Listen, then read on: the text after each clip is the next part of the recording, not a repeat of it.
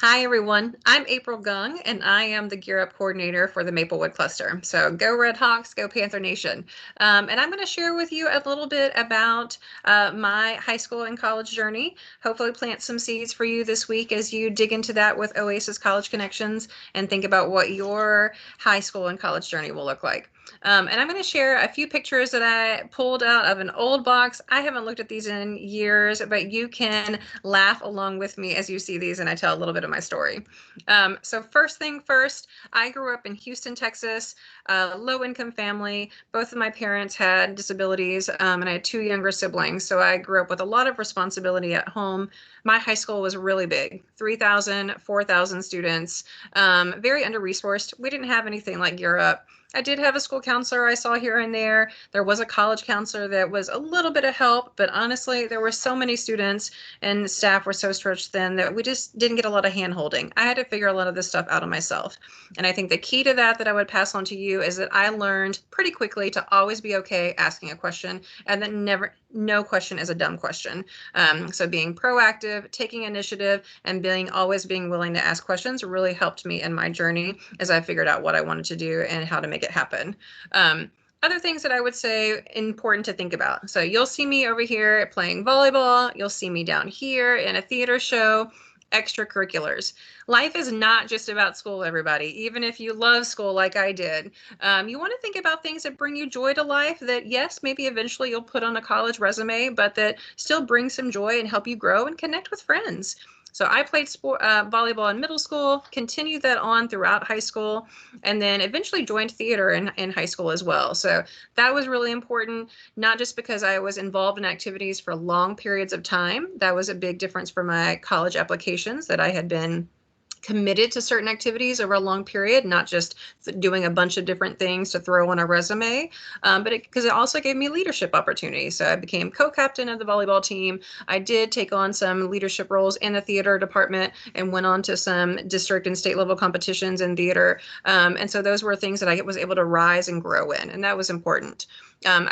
Was involved also outside of school in my church. So if you're involved in a faith organization, or even if you're not, and there's some outside organization that you're connected to, use that, right? I mean, find what clicks for you. And I think that's part of your ability to explore. And I was willing to explore and hope you do as well. But at my church, I taught a Sunday school class. I was in the choir, and those were things that I loved and were huge for me. But that, yes, eventually I did put on my applications to college, right?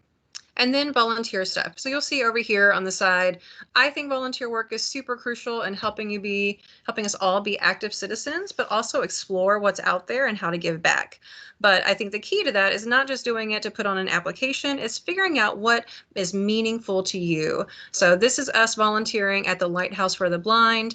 My mom lost her sight when she was 13 years old. She's never actually even seen what I look like. And my dad also had a vision impairment.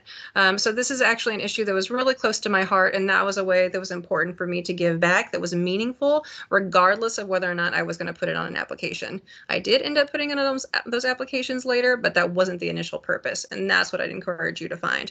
And your Gear Up coordinator can help connect you with things through like Hands on Nashville and other organizations to help you explore through volunteer work how to give back to your community in ways that also help you grow, right? I would also say big things you kind of see down here is exploring academically, right? And up here, I connected with a group of friends in ninth grade, and we stayed kind of together throughout high school. Many are still friends today, but we encouraged each other. So having that kind of peer connection of people that are going to support you to stay focused on your goals and help encourage you when you're feeling like you're falling on your face was really important. Find that in high school, right? And do that in college as well, because that's what you need in order to keep going sometimes. And then we also took a lot of honors classes together.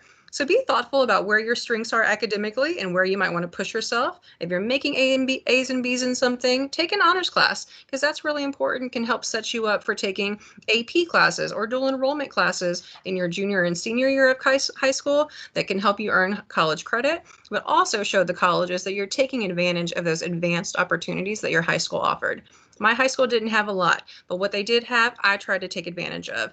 So I did take a lot of AP classes, honors classes, I got some of the AP credit, and others I didn't pass the test at all. And that's okay. I still took advantage of an opportunity, and that showed that I was an initiative taker, but it also just helped me get better prepared for college so that when I went and started college my freshman year, I wasn't as shocked by how difficult some of the classes were. I had been prepared with those advanced classes. So some of that is also a little bit of a strategy piece. And this is where I tell you to connect with your Gear Up coordinator and your high school counselor, because if you think you want to do a certain field like nursing, there might be some classes that you really want to take in high school to better prepare you for that. Or, oops, my computer's going to die. If you want to go into a field like science and engineering, they really expect you to take pre-calculus or physics or calculus by your senior year. And in order to do those higher level classes, it kind of goes all the way back to the classes that you take your freshman and sophomore year. So I ended up doubling up in math classes my sophomore year, basically took what you all would take as integrated math 2 and 3 at the same time. And because I didn't come into high school with any high school credit like some of you might have done in 8th grade. So that allowed me to take the higher level math my senior year. That also then senior year freed me up to take another science class that I realized one of the colleges that I wanted to apply to required me to take. So they wanted me to take physics, not just chemistry. So I ended up doing that. That was beyond the high school graduation requirements, and that's okay. But I had someone that did coach me through the strategy around that, and that's really important. So you want to connect with your Gear Up coordinator and your high school counselor around the strategy around classes and how it can help you better prepare for the majors you think you might want to pursue in college and career.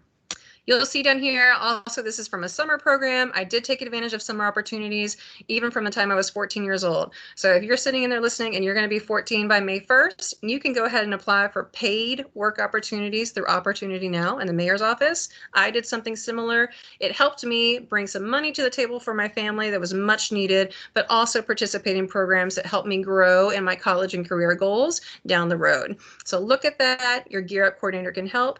And down the road, I did do a summer college program after my junior year of college, my junior year of high school at Cornell University. That was the first time I'd set foot on a college campus, so I would not encourage that. Definitely take advantage of the college trips that Gear Ups offers. But I went that summer. It was a huge transformative experience taking college classes with other college students and some high school students. I learned a little bit about what college would be like, so I felt better prepared when I actually went.